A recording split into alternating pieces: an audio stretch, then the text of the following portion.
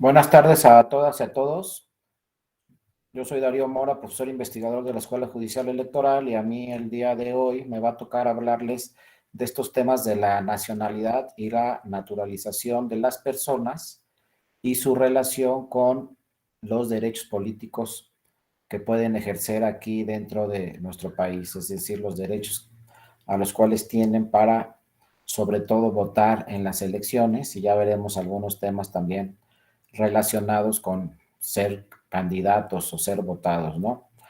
La sesión de hoy la voy a dar yo y la sesión del lunes la va a impartir mi compañero, el doctor Raúl Ávila. Entonces, pues hablamos sobre el tema y él va a platicarles sobre algunas sentencias del Tribunal Electoral sobre estos temas de nacionalidad y naturalización y sus derechos políticos, y yo voy a hablar entonces de algunos precedentes, algunos antecedentes sobre este tema de nacionalidad y naturalización, es decir, qué podemos hacer en pocas palabras con los mexicanos que viven en el extranjero y cuáles son los derechos políticos de las mexicanas y los mexicanos que viven en el extranjero y los quieren hacer valer, ¿no? Y qué derechos tienen, qué derechos no tienen, qué sucede en otras partes del mundo, porque recuerden, como ya lo hemos dicho en otras sesiones, pues siempre para saber cómo estamos en México, qué derechos políticos podemos ejercer,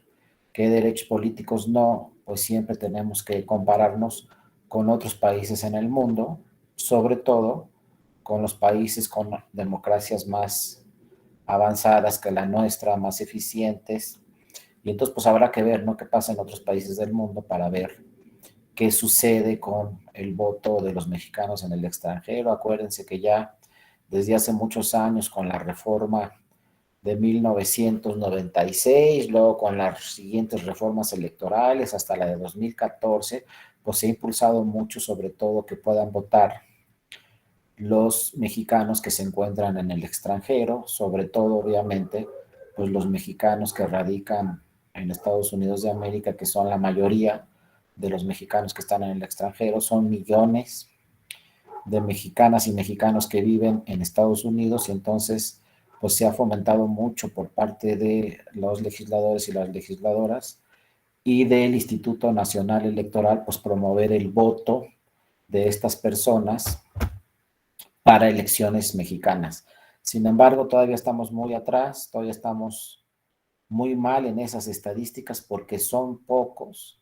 Desde que está el INE, pues son muy pocos los mexicanos en el extranjero que hacen valer su derecho político de votar en unas elecciones. En la reforma de 2014 todavía se abrió este voto, no solamente para la elección de la presidencia de la República, sino también se abrió este voto de los mexicanos en el extranjero para las senadurías, y también se abrió el voto para algunas gobernaturas, también algunas entidades federativas han propuesto en sus legislaciones el voto de las mexicanas y los mexicanos en el extranjero, pero pues por dar un ejemplo, si son 100 millones, digo 10 millones de mexicanas y mexicanos que pueden votar, pues solamente vota pues un 5% de todos los que podrían votar, 5% menos. Ya también hay instrumentos, medidas, ¿no?, para que pues por todos los que viven, por ejemplo, en Estados Unidos, pues puedan tramitar su credencial para votar con fotografía, cuenten con su credencial, pueden hacer el voto vía correo, y sin embargo siguen los mexicanos y las mexicanas en el extranjero sin emitir su voto en las elecciones. Todavía en este 2018 tuvimos muy pocos votos de los extranjeros. Luego en el 2021 también había algunas elecciones locales, pero en fin, no se levanta el tema de que voten las mexicanas y los mexicanos que viven en el extranjero en nuestras elecciones mexicanas. Y también pues hay otros temas como candidatos que pues no tienen la nacionalidad, son naturalizados y quieren ejercer el voto, quieren ser candidatos en nuestro país, y también hay varios temas ahí que esos los van a revisar con mi compañero Raúl. También van a revisar otros temas como qué sucedía, llegaron varios asuntos al tribunal porque muchas veces integraban las mesas directivas de casilla con funcionarias o funcionarios que eran mexicanas o mexicanos por naturalización, no por nacimiento. Entonces, por ahí los partidos políticos impugnaron que como un funcionario de una mesa directiva de casilla no era mexicana o mexicano por nacimiento. Todos estos asuntos que han llegado al Tribunal Electoral los van a ver con mi compañero Raúl Ávila, y conmigo pues vamos a ver todo lo que haya de antecedentes, todo lo que se ha manejado sobre este tema de nacionalidad y naturalización, ¿no? Y pues tenemos que ver también, obviamente, que lo primero que tenemos que tocar es el tema de la democracia. México se dice que es un país democrático, que tiene un sistema democrático. ¿Y eso qué quiere decir? Pues quiere decir, entre otras cosas, ya centrado en la materia electoral, democracia quiere decir que todas las personas tenemos los mismos derechos, y en este caso todas las personas, es decir, todas las mexicanas y los mexicanos, tenemos los mismos derechos político-electorales. Exactamente los mismos derechos de votar, de ser votados, de asociarnos, de afiliarnos. Entonces, para que una democracia tenga verdaderamente una buena calidad democrática, pues se tiene que demostrar, en primer lugar, que todos tenemos los mismos derechos. Es la primera parte. La segunda parte es que si se nos vulnera un derecho, exista la autoridad a la cual podamos acudir para que se nos subsane la vulneración de ese derecho, para que se nos proteja ese derecho. Y parece que es algo lógico, pero hace 30 años no teníamos la autoridad que nos protegiera un derecho político electoral.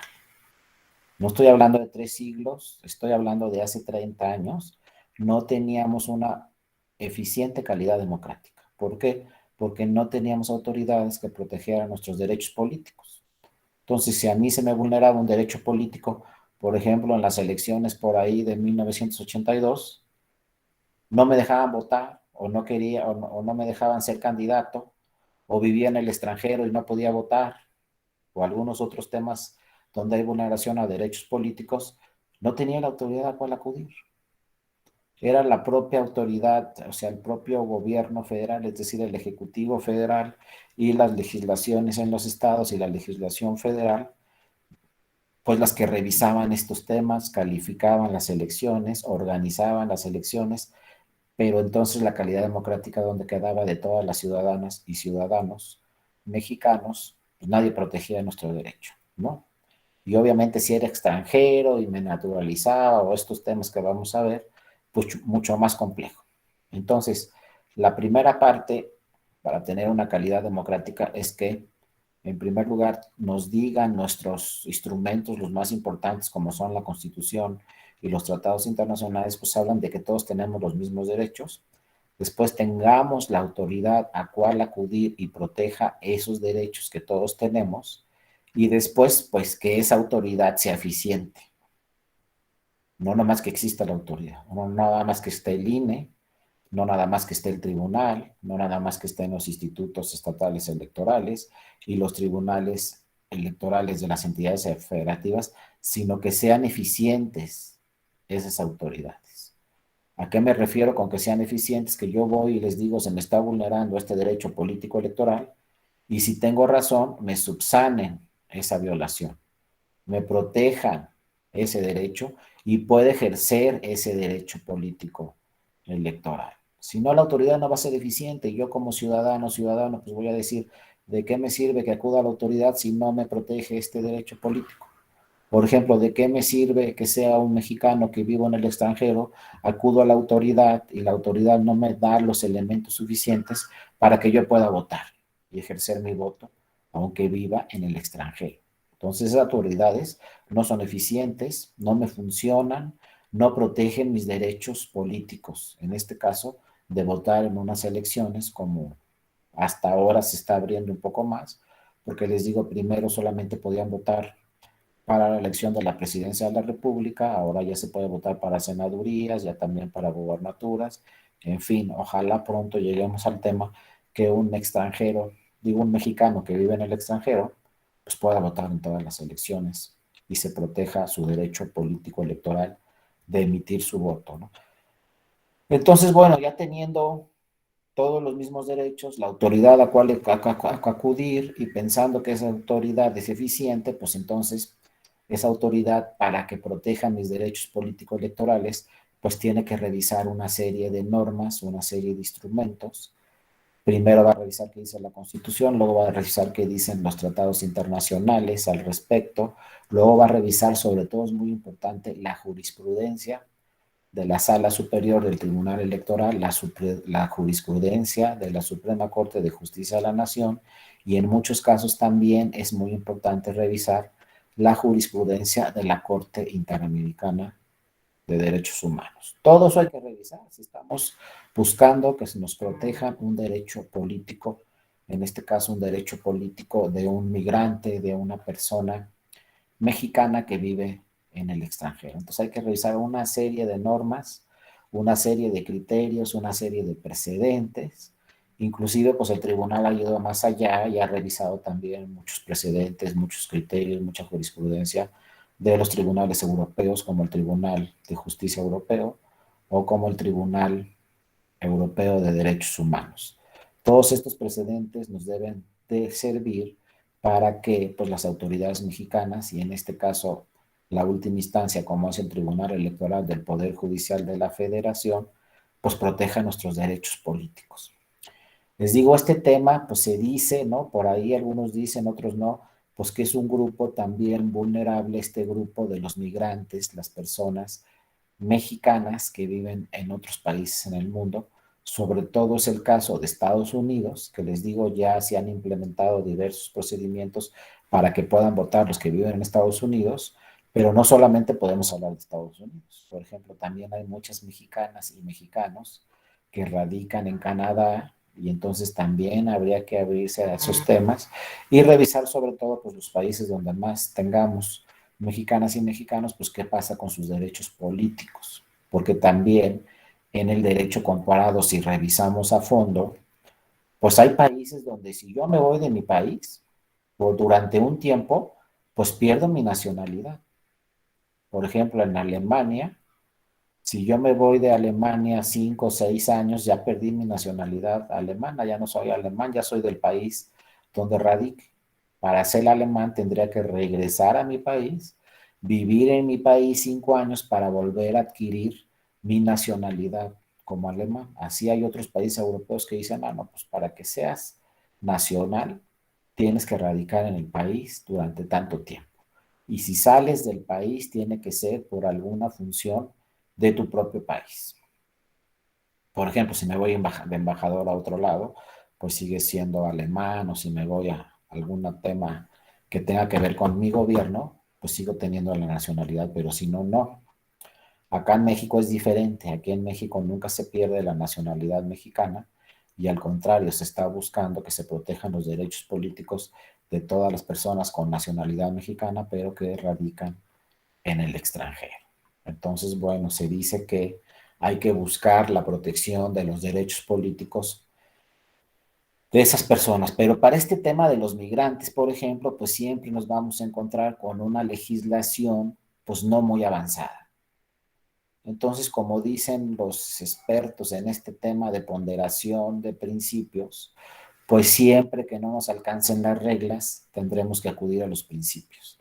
Y en México, pues definitivamente todavía nos falta una legislación mucho más actualizada, una legislación mucho más eficiente, porque hasta ahorita, pues muchas cosas las tiene que hacer el INE vía lineamientos, vía reglamentos, vía acuerdos, para que puedan votar las mexicanas y los mexicanos que radican en el extranjero. Y eso no es lo ideal.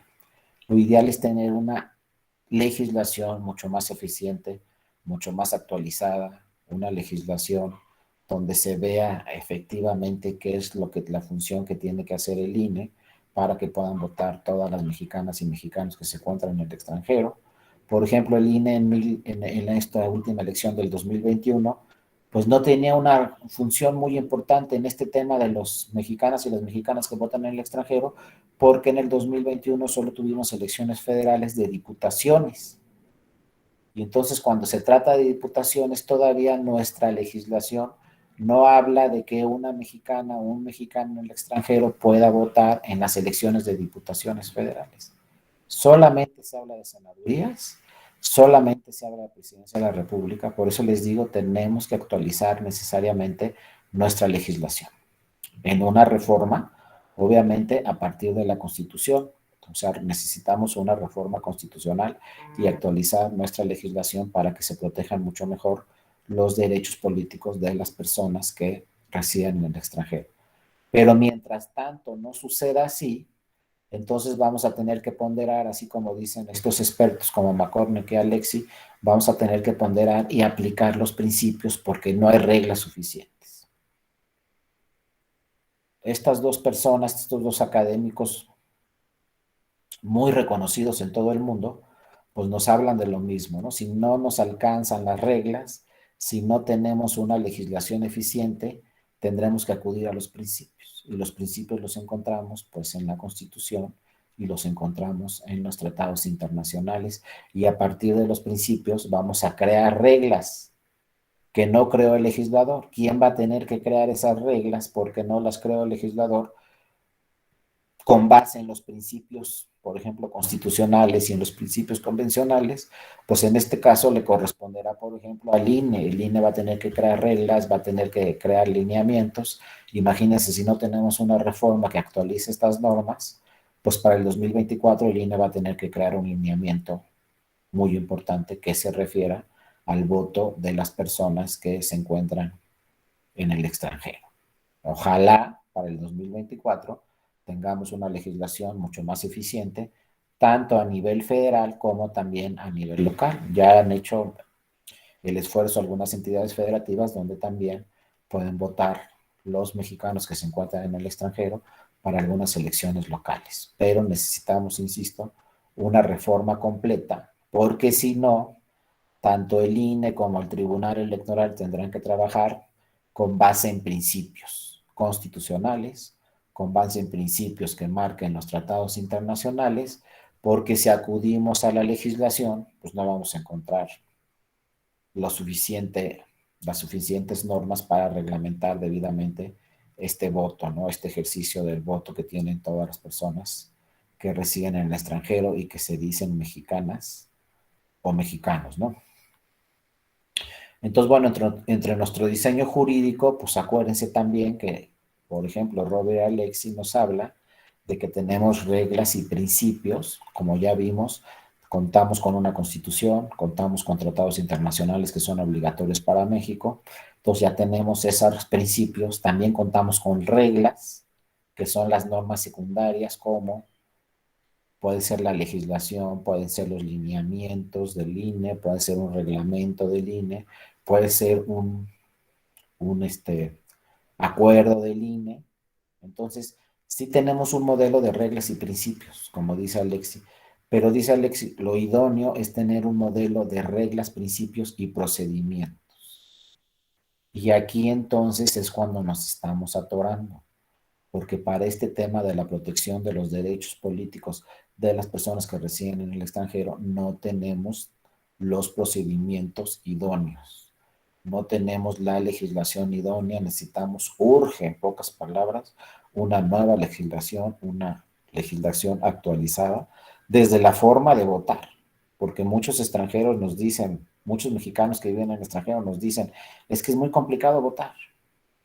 Otros dicen, no, es que yo quiero que sea un voto presencial y no que me llegue por correo las boletas y que las mande por correo, sino yo prefiero votar en mi consulado de forma presencial, porque es mucho papeleo mandar estos papeles para que me manden mi credencial, tener mi credencial para votar. Una vez que tengo mi credencial para votar y aparezco en la lista nominal, entonces me van a mandar en correo certificado las boletas. Yo tengo las boletas, las marco y entonces las tengo que mandar de regreso para que emita ahí mi voto, ¿no? Y las reciban acá en México esos votos.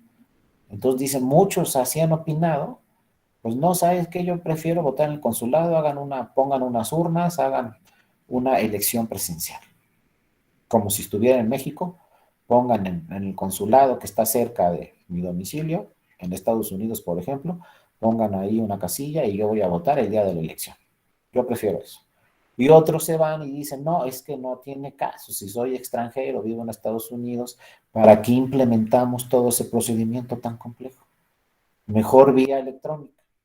Y entonces viene otro problema si se incorpora el voto electrónico en las elecciones de personas que viven en el extranjero o no, y cómo se implementa este voto electrónico. Si ponemos una urna electrónica en el consulado, por ejemplo, y tiene que ir la persona a votar al consulado, o si de plano ya puede votar directamente desde su celular, desde su computadora, desde su tableta.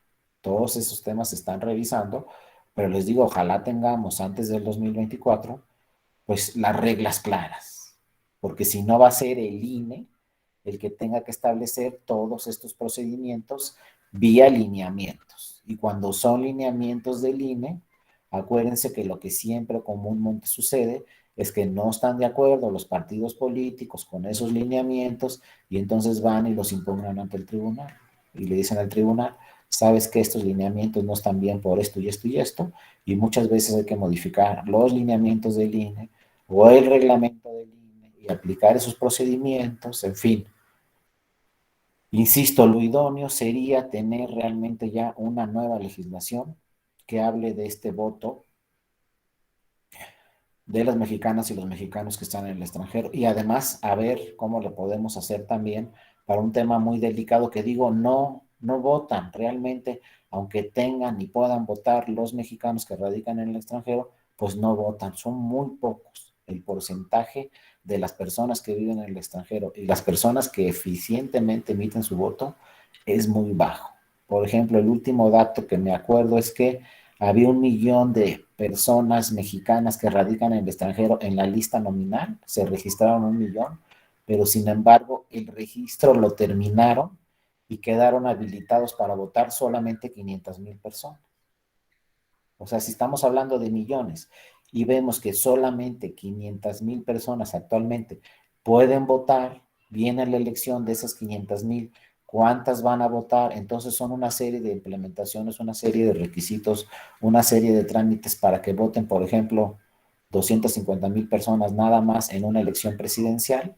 Entonces hay que ver también cómo, de alguna forma, se promociona el voto en el extranjero para que las personas puedan acudir al extranjero. Inclusive hay personas, hay académicos que señalan pues que debe haber una dirección del INE en el extranjero. Por lo pronto, en Estados Unidos debe haber una dirección del INE para fomentar y organizar todo este tema del voto de las mexicanas y mexicanos en el extranjero. ¿Qué tal, Carlos? Buenas tardes, gusto en saludarte. Adelante. Buenas tardes, doctor Darío. Un gusto saludarte de nueva cuenta. Buenas tardes, Igualmente. compañeras, compañeros. Pues muy relevante lo que estás compartiendo, doctor. Solo quiero abonar en el sentido de que ya la reforma constitucional en la materia del 2014 habla de 3 modalidades para votar desde el extranjero: el voto postal, el voto en embajada, consulado, presencial y el voto electrónico. Sin embargo, aunque es parte de la reforma constitucional, no se ha logrado materializar en los hechos esta circunstancia de texto constitucional, y eso es muy importante decirlo, ¿no? Porque resulta ser que para que se materialice un derecho constitucional, entonces hay que reglamentarlo. Y si no está reglamentado, la autoridad electoral administrativa emite lineamientos con todo lo que has señalado. Pero en los hechos, doctor Darío, compañeros, compañeros, lo que vemos es que se ha burocratizado el proceso y le ha puesto muchas trabas, que eso es algo que hemos señalado ya al propio INE en otros foros, en donde, pues para empezar, el mexicano que está en el extranjero, al solicitar su credencial, el proceso de solicitud es más complejo que si está en territorio nacional. Esa es una primer limitante. La segunda, una vez que el connacional supera la barrera burocrática, tanto de relaciones exteriores como del propio INE, resulta ser que a vuelta de correo, por mensajería, le entregan su credencial. Y a diferencia de lo que pasa en nuestro país, cuando nosotros vamos a recoger nuestra credencial y quedamos habilitados en automático en la lista nominal, los connacionales que reciben su credencial del INE en el extranjero no, tienen que hacer otro paso adicional, que es activar su credencial del INE a través de una plataforma del propio Instituto Nacional Electoral para que se le active y se le pueda considerar en la lista nominal. Como ven, son muchos pasos y en la medida que vamos burocratizando un trámite que debería ser ágil, sencillo y eficiente y que no lo es. Y doctor Darío, efectivamente, cuando uno le pregunta directamente al Registro Federal de Electores en las reuniones que por qué no se ha materializado, casi siempre responde lo que tú nos dijiste, es que los partidos políticos no se ponen de acuerdo. Pero es una cosa, doctor, eso es una verdad parcial o mentira incompleta. Porque cuando uno va con los representantes de los partidos y ve los posicionamientos, pues resulta ser que en general hay un consenso en pro de que el proceso se simplifique y sea un mayor número de mexicanos que puedan tener la posibilidad material de poder votar, porque el abstencionismo no es casual o podamos decir, como ya viven en el extranjero, ya no les interesa lo que pasa en el país. No es cierto, doctor. Hay muchos connacionales que sí tienen interés de lo que pasa en el país, porque además la mayoría sigue teniendo parte de su familia o algún miembro de su familia que sigue en México y que seguirá en México. Y ejemplos tenemos mucho en todas las entidades federativas. Entonces, yo creo, doctor, que una parte fundamental es materializar la reforma constitucional del 2014. Todavía no se ha hecho. Segundo, desburocratizar el proceso que tiene implementado el INE, porque además de burocrático, es carísimo, doctor. De veras, ya les pregunté y resulta ser que como todo es con mensajería, si no lo recibe el ciudadano que está en el extranjero, la primera vez hay una segunda, ya hay una tercera, y todo eso cuesta. Y la pregunta es, ¿por qué no se le deja en el consulado o en la embajada donde hizo su trámite el connacional y que ahí pase a recogerla, doctor? El ciudadano mexicano. No, porque quieren pagar la mensajería, doctor. Y bueno, el hecho concreto es que efectivamente las cifras son contundentes. Se reconoce más de 35 millones de mexicanos viviendo en la diáspora, la mayoría de ellos viviendo en Estados Unidos. Más del 90% de los mexicanos en el exterior viven en Estados Unidos. Segundo, se calcula que de esos 35 millones, por lo menos 5 millones tendrían un interés legítimo y auténtico de solicitar su credencial de elector. 5 millones. Y pues, doctor, no llegamos a esas cifras, es muchísimo menos. Y efectivamente, el INE no tiene una instancia en el extranjero para promover no solo el voto de los mexicanos, sino desburocratizar este proceso. Nosotros le hemos hecho propuestas al INE, ya sea que el consulado mexicano habilite a un funcionario del servicio exterior para especializarlo en materia electoral y cumpliera esas funciones, dado que el INE no tuviera presupuesto para tener personal propio, o que el INE en sus economías destine un recurso, porque no es poquito, compañeras y compañeros, si habemos en territorio nacional 130 millones y en el extranjero 35 millones, compañeras, es una proporción importantísima que no podemos soslayar, que sus derechos políticos deben estar vigentes y debemos de darle la posibilidad de ejercerlo. Y efectivamente, la mayoría de los países latinoamericanos, doctor, tienen habilitados en sus consulados y embajadas el voto presencial con urna, observadores y todo, y sabemos que en el caso mexicano no alcanzarían los consulados, son 50 consulados, imagínense. 50 consulados no alcanzarían para que votaran todos los que tienen derecho a votar. Habría que pensar para materializar el voto electrónico en sus distintas modalidades.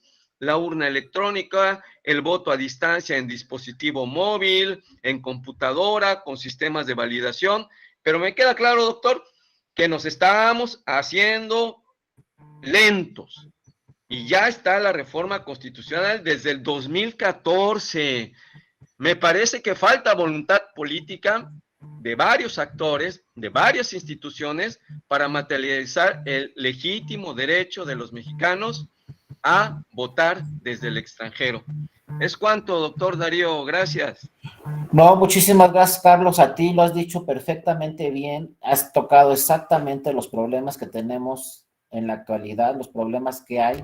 Como lo dices muy bien, tenemos una reforma constitucional desde el 2014, pero que no se ha implementado. Sigue ahí, la Constitución señala y la legislación, pues sabes qué, INE, tú encárgate de organizar este tema y puede ser vía electrónico, puede ser presencial, puede ser por correo postal, pero le deja todo al INE y entonces el INE con todo lo que tiene sobre una organización de una elección, pues parece, ¿no? Aunque no es cierto, pero sí parece que el INE deja al final este tema del voto de los mexicanos y las mexicanas en el extranjero. También le entra de lleno, pero al INE le dejan, como que dice el legislador, yo te paso la bolita a ti, INE, y tú te encargas. Y luego otro tema que tocas muy bien, Carlos, pues es muy costoso el tema, y entonces el INE muchas veces ni siquiera sabe pues a qué presupuesto se va a enfrentar, cuánto le va a costar organizar esta elección, y realmente no ha sido una organización eficiente, y no digo que sea culpa del INE, realmente yo creo que sí urge reglamentar estas normas constitucionales, urge tener una nueva legislación, pues para que el INE ya tenga pues un parámetro, unas bases por las cuales pueda organizar una elección, y sobre todo un tema pues para la solicitud del presupuesto de, por ejemplo, las elecciones del 2024, pues el INE más o menos tenga ahí programado cuánto le va a costar habilitar estas elecciones. Pero como lo dices muy bien, Carlos, si todavía no sabemos de entrada cuál es el mejor procedimiento, si el presencial, si el de correo postal o si el del electrónico, imagínense, ya estamos a un año de que empiecen las elecciones y todavía no sabemos ni por dónde vamos a irnos, si por lo electrónico, si por lo postal, si por lo presencial, no tenemos ni siquiera esas bases. Entonces, por eso yo decía, pues sí sería muy importante que si ya tenemos una legislación que se reglamenta esa legislación y que esa legislación nos dice, no, pues las elecciones de los mexicanos que radican en el extranjero van a ser de tal forma y con este procedimiento. Porque si le dejamos todo ese tema tan complejo al INE, con todo lo demás que tiene que hacer el INE para organizar una elección de diputaciones, de senadurías, la presidencial del 2024, más no sé, pero yo creo que en el 2024 se me hace que las 32 entidades federativas van a tener elecciones y le dejamos todo eso al INE, pues vamos a seguir platicando lo que nos ha pasado en el 2015, en el 2018 y en el 2021, que no se ha implementado de una forma muy importante. Y como dice muy bien Carlos, pues no estamos hablando de 20, 30 personas que radican en el extranjero. Estamos hablando de millones de personas que radican en el extranjero, y la última estadística que yo revisé fue que solo 1 millón de personas están en la lista nominal y solamente 500,000 personas ya activaron este tema que dice Carlos para poder votar. Y a lo mejor ese procedimiento pues no nos va a funcionar en el 2024, porque imagínense que en el 2024 digan, no, ya va a ser vía electrónica, pues todo esto que se hizo se va a perder, ¿no? Entonces habrá que ver exactamente cuál es la mejor medida que se puede implementar, porque luego, como dice también muy bien Carlos, hay quienes dicen, no, pues es que no les interesa. Por supuesto que les interesa, porque la mayoría de las mexicanas y mexicanos que viven en el extranjero, toda su familia está en México. Y por supuesto que les interesa lo que sucede en México. Y luego, como decía ahí un compañero en el chat, pues creo que es el número uno o el número dos de los ingresos que recibe México son de las personas que viven en el extranjero. El producto, su trabajo, el dinero que ganan en el extranjero, lo mandan a México y es el segundo ingreso que tiene México de todos, mucho más que el petróleo, imagínense. Es mucho más el dinero que recibe México de las personas que viven en el extranjero que lo que tenemos aquí de petróleo. Creo que es 2 veces más o 3 veces más. Entonces, obviamente, claro que les interesa, pues, qué sucede en el país, claro que les interesa votar por un presidente, una presidenta, votar por las senadoras, los senadores, claro que les interesa mucho y entonces claro que es un tema muy importante y es un tema que se está hablando de millones de personas y entonces cuál será la mejor forma, el mejor diseño para proteger sus derechos políticos.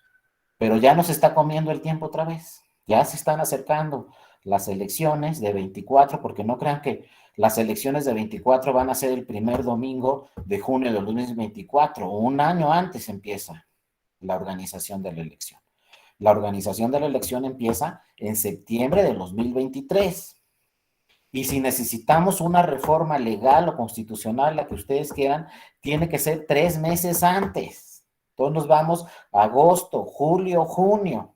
Estamos hablando que en mayo del 2023, o sea, estamos hablando que en un año tenemos que tener aprobada esa reforma electoral y aprobada por las senadoras, senadores, por los diputados, diputadas y por la mayoría de los congresos locales. Entonces, para tener lista una reforma, tendría que aprobarse por ahí de febrero, marzo del año que entra, abril. O sea, estamos a un año y yo no veo que se muevan estos temas, sobre todo de las mexicanas y mexicanos que votan en el extranjero, si está ahí la disposición constitucional, si está ahí el mandato constitucional, pero no tenemos una reglamentación eficiente. Y entonces el INE dice, pues imagínense, en el problema que estamos ahorita con la revocación de mandato, que también es una disposición constitucional, y resulta que el INE dice, pues no tengo dinero, y el Ejecutivo dice, pues no te voy a dar dinero, y ahí seguimos, que sí, que no sé qué, que en vez de instalar 160,000 casillas, nada más se van a instalar 50,000. Está bien, está mal, y solamente estamos hablando del tema revocación de mandato. Ahora imagínense de los votos de las mexicanas y mexicanos en el extranjero sin tener una reglamentación para que se pueda llevar a cabo de una forma ya eficiente en el 2024. Entonces, por ahí vamos. Entonces, sí es un tema delicado porque estamos hablando de derechos políticos de todas estas personas que quieren ejercer, ¿no? Entonces, bueno, eso ya verán algunas sentencias en la sesión que viene con mi compañero Raúl Ávila, pero pues dejamos ahí el tema para que se siga revisando y pues es un tema de todos, de la academia, de los ciudadanos, ciudadanos, de los partidos políticos, legisladoras, legisladores, pero sí se tiene que implementar de una forma idónea este tema del voto pues en el extranjero, ¿no? ¿Cómo será? Bueno, ya con esto más o menos demos un panorama exactamente de cómo están las cosas de el voto de las mexicanas y mexicanos en el extranjero. Ahorita vamos a entrar también pues, a ver históricamente qué ha sucedido con los extranjeros y con sus derechos políticos como un precedente, un antecedente de lo que van a ver la sesión del lunes. Sí, adelante, Juan Ignacio. Buenas tardes. Buenas tardes. Es que ahorita que estaba hablando de esto un poco, me parece que tenemos un problema en el diseño de derechos electorales, porque muchas veces se diseñan y se reconocen, pero no se presupuestan. Entonces, a la hora que los vas a ejecutar, pues ya hay un problema en ese sentido, ¿no? Creo que ahí es donde encontramos ese problema. Sí, exactamente, Juan Ignacio, es lo mismo. Yo, o sea, no soy futurista, pero si no tenemos una reforma legal donde ya estén las bases legales para que el INE no tenga que decir me dan o no me dan dinero, me alcanza o no me alcanza, ya con una reforma legal y que diga la ley se tiene que organizar esto, punto, y va a costar esto, punto. Mientras no tengamos eso, como dice Juan Ignacio, pues nos va a poder pasar lo mismo que nos está pasando ahorita con la revocación de mandato y el INE va a implementar determinados procedimientos para que puedan votar, pero pues no sé si alcanza el dinero en primer lugar y tampoco sabemos si sea la forma idónea. Porque yo también tengo mis dudas, por ejemplo, si les pregunto cuál es la mejor forma, el voto postal, como ya vimos y lo explicó muy bien Carlos, todo un procedimiento, mucho más complejo que votar en México, o implementamos el presencial, pero ¿cuántas personas van a ir un domingo a sus consulados y no nos van a alcanzar los consulados? Porque no es lo mismo 160,000 casillas, como dijo muy bien Carlos, que 50 consulados. Estamos hablando que van a hacer una cola de 5 horas o 6 horas o 10 horas en el consulado para votar. Y la tercera, el voto electrónico, pero pues ya saben que este voto electrónico tiene sus pros y sus contras, y muchos dicen que todavía no estamos preparados, que no hay confianza en el voto electrónico, que se puede hackear, en fin. Pero un modelo hay que seguir, y tampoco podemos seguir los tres. Hay que seguir un solo modelo, porque si no, se puede volver más complejo el sistema. Entonces yo espero que pues sí estén revisando las legisladoras y los legisladores este tema, implementen el cualquiera de los tres modelos, o un modelo mixto, pero ya se tenga eso muy concreto y muy claro en la legislación para que no nos suceda lo que nos está sucediendo ahorita con la revocación de mandato, pues que ahí van a ver los resultados. Seguramente, pues si hay menos casillas, va a haber menos personas que acudan a votar, y a lo mejor una de esas ni llegamos al 40% que es necesario, y entonces pues ni siquiera va a tener validez esa revocación o no del mandato, porque pues para que tenga validez, dice la ley, tiene que ser 40% de las personas que están en la lista nominal, y como están las cosas, con mucho menos casillas, en fin, pues va a ser muy difícil que se alcance el 40%, pero vamos a ver, y este puede ser un precedente muy importante pues para que ya se pongan las pilas las legisladoras y los legisladores y pues creen ya una ley reglamentaria para el voto de las mexicanas y los mexicanos en el extranjero. Entonces, bueno, ya con esto nada más nos vamos a ir a una serie de antecedentes en el mundo y en México sobre qué sucede con la ciudadanía, la nacionalidad y los extranjeros. Lo vamos a dejar así el día de hoy para que la próxima sesión ya vean sentencias. Entonces, primero vamos a ver en dónde se sitúan estos derechos de la ciudadanía de los nacionales, pues que primero nos dice la legislación y la Constitución, pues que como ya lo hemos dicho en otras clases, todos tenemos derechos fundamentales, de entre ellos están los derechos políticos, pero sí es muy clara nuestra legislación mexicana: para tener derechos políticos y ejercerlos necesitamos ciertas calidades, que son dos: 18 años y modo honesto de vivir. Fíjense cómo nuestra legislación luego es muy subjetiva, porque nos dice, en primer lugar hay que tener dos calidades: 18 años y modo honesto de vivir, para que puedas ejercer tu voto. Y desde ahí empiezan los problemas. Luego hay que ver si soy ciudadano o si no soy ciudadano, si me naturalicé, ya soy ciudadano o no soy ciudadano, cuántos años tengo que estar en México para poder adquirir la calidad de ciudadano. Pero si llego a ser ciudadano, entonces luego me dicen, tienes que tener 18 años. Bueno, eso está sencillo. Pero me dicen, número 2, modo honesto de vivir. Y entonces, ¿eso qué quiere decir? ¿Tienes modo honesto de vivir o no tienes modo honesto de vivir? Si quiero ser, por ejemplo, candidato para alguna elección, me dicen, pues tienes que tener la calidad de ciudadano a los 18 años y un modo honesto de vivir como requisito para ser presidente municipal, por ejemplo. Y entonces, modo honesto de vivir, ¿qué se entiende? Si me voy a una cantina y me echo por ahí unas cervezas, ¿ya no tengo modo honesto de vivir? Y entonces ya no tengo la calidad para ser candidato. Pero vean la legislación cómo es, y ya han llegado, ya lo van a ver con mi compañero Raúl, pues han llegado muchos casos que dicen el otro, ¿sabes qué? No lo puedes registrar, INE, porque no tiene un modo honesto de vivir. ¿Por qué no? Ya eso más o menos se está acreditando, porque luego pues hay un tema muy importante que habla de, ustedes lo conocen muy bien, de violencia política en razón de género, que luego las sanciones son esa. Si yo soy una persona que ejercí violencia política en razón de género y se acredita y el tribunal me sanciona o el INE me sanciona porque ejercí violencia política en razón de género, entonces esa sí ya, ahí ya quiere decir que no tengo un modo honesto de vivir y por lo tanto ya no puedo ser candidato, porque pues se me llevó a cabo un juicio donde se resolvió en el juicio que ejercí violencia política en razón de género. Entonces ahí sí ya no tengo un modo honesto de vivir y ya no soy una persona que pueda ser elegible. Otra, me voy a un juicio y me ordenan una pensión alimenticia y no la doy. Y luego me demandan y estoy en otro juicio porque no estoy pagando la pensión alimenticia. entonces ahí ya no tengo modo honesto de vivir. En fin, hay diferentes calidades, pero pues aquí nos dice, y no solamente sucede en México, sino sucede en muchos países en el mundo, se nos exige, primero, para tener la calidad de ciudadano, un modo honesto de vivir, tener 18 años, pero también nos dice la ley, la ciudadanía escribe el derecho fundamental de participar en derechos del gobierno. Dentro de estos derechos que tengo como ciudadano son votar, ser votado, como ya vimos, asociarme, afiliarme o desafiliación de partidos políticos, en fin, en condiciones pacíficas y suficientes.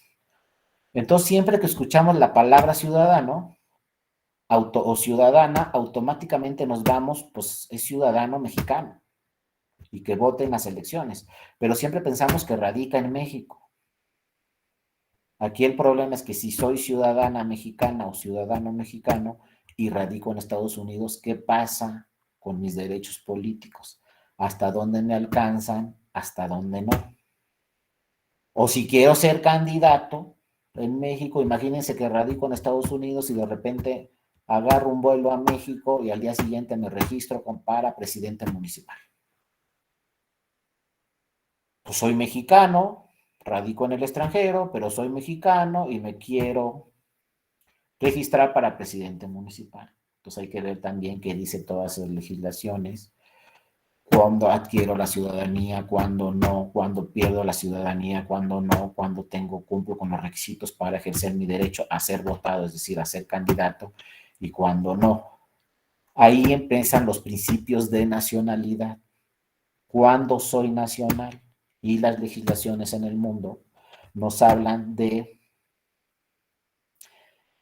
3 principios fundamentales o 2 elementos fundamentales para decirme nacional. Uno, que viene desde los romanos, y ahorita vamos a ver una historia general de todos los países y vamos a terminar con México, pero la mayoría de los países actualmente hablan de diferentes derechos.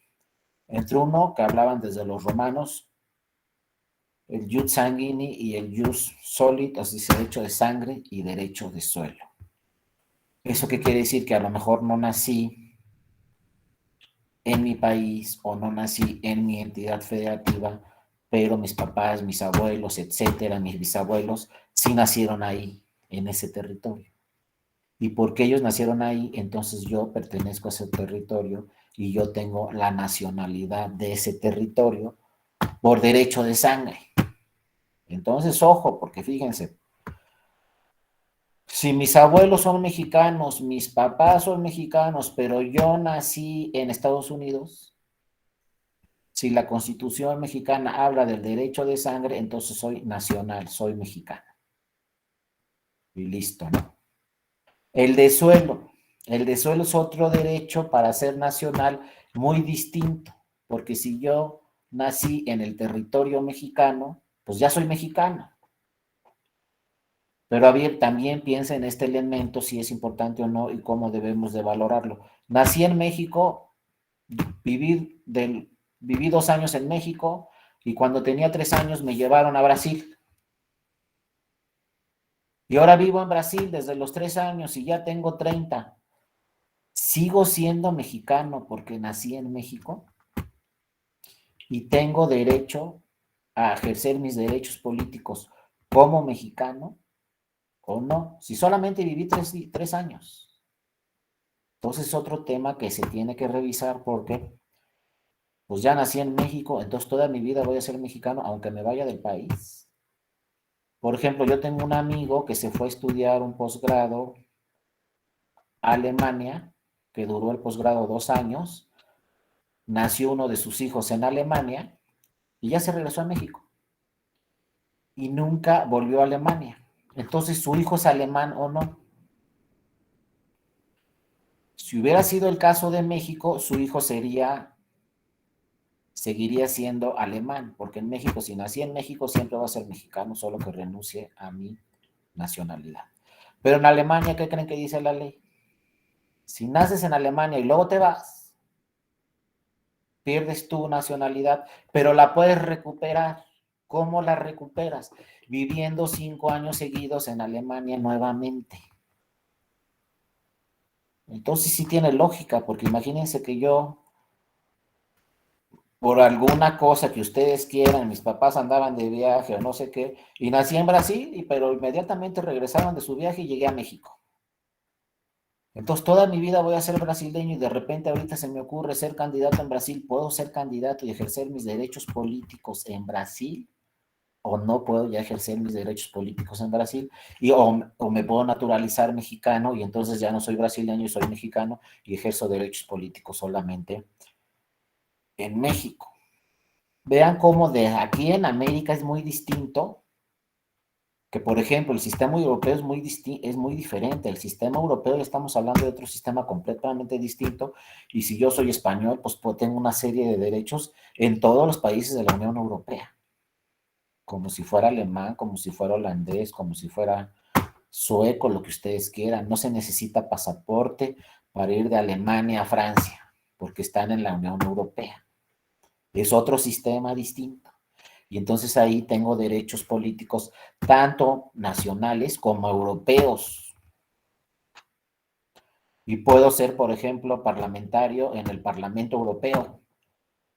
Y los requisitos es que sea europeo, ya sea español, portugués, alemán, francés, lo que sea. Es el sistema también más avanzado en este tema de los derechos políticos de una persona. Acá en América es muy distinto. Soy canadiense, soy Estados Unidos, soy de Estados Unidos, soy de México, y mis derechos políticos solo los puedo ejercer en mi país. Entonces, por ejemplo, ¿por qué no podría votar una mexicana o un mexicano que vive en Canadá si tiene 20 años viviendo allá?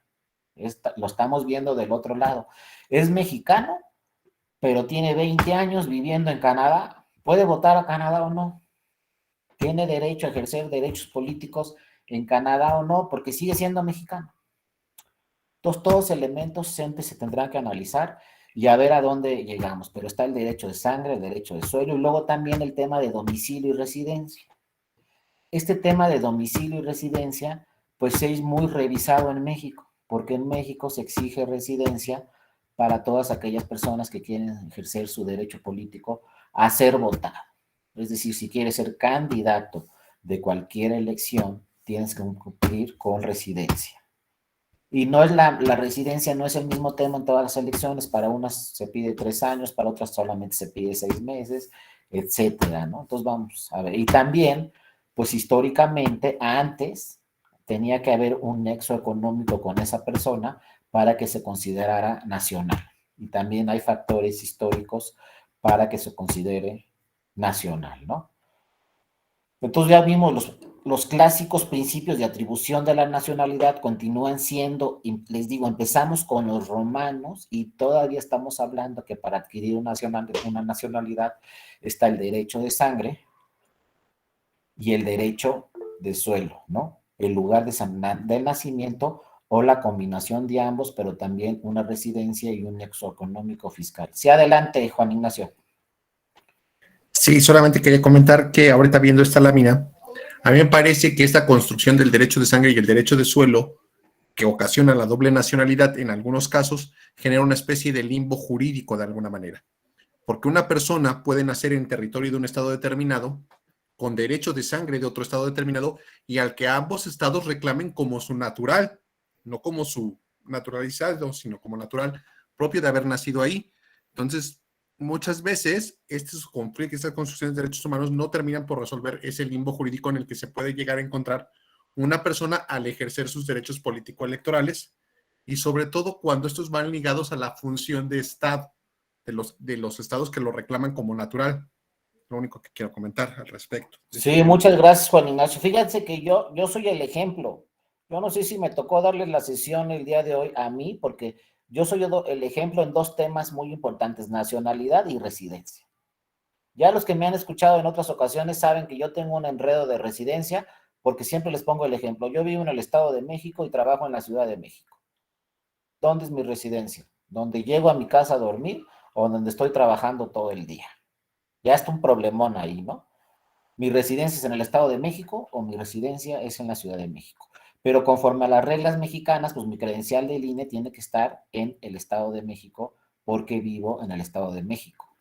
Pero trabajo todo el día en la Ciudad de México. Entonces, es un problema. Y el de nacionalidad también, porque fíjense que mi mamá es panameña.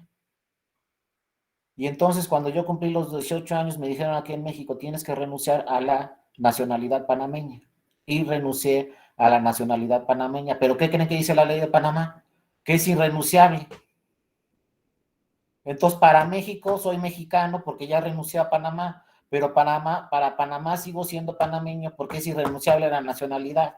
Si tu mamá o tu papá es panameño. Pues ahí tengo las dos nacionalidades, a pesar de que ya renuncié a una. Entonces les digo, estos temas pues, son muy complejos y a la hora de que queremos ejercer derechos políticos, pues ahí viene el problema. No sé, adelante, Juan Ignacio. Pero en este caso muy concreto, el hecho de ser panameño, lo retomo, es el equivalente a haber nacido en Panamá, aunque hubiera nacido en territorio mexicano. Por lo tanto, es el derecho de sangre. Exacto. Pero Panamá lo reclama como un natural de Panamá, no como un naturalizado, para hacer esta distinción. Entonces, estos derechos son irrenunciables en ambos casos. Ni se puede renunciar a la nacionalidad mexicana, ni se puede renunciar a la nacionalidad panameña. Y para Exacto. Las funciones de Estado, por ejemplo, si quisiera ser presidente de la República, no podría porque tiene las dos nacionalidades. Exactamente, Juan Ignacio. Entonces, ese es el problema. Ese es el tiempo jurídico sí que una persona no resuelve, no termina por resolver esta construcción. En el que sí, aquí en México me llamaron de Relaciones Exteriores y me dijeron, tienes que renunciar a la nacionalidad panameña. Y presenté mi escrito, mi carta y renuncié. Sin embargo, si yo voy a Panamá, me dicen, no, tú eres panameño porque tienes el derecho de sangre. Punto.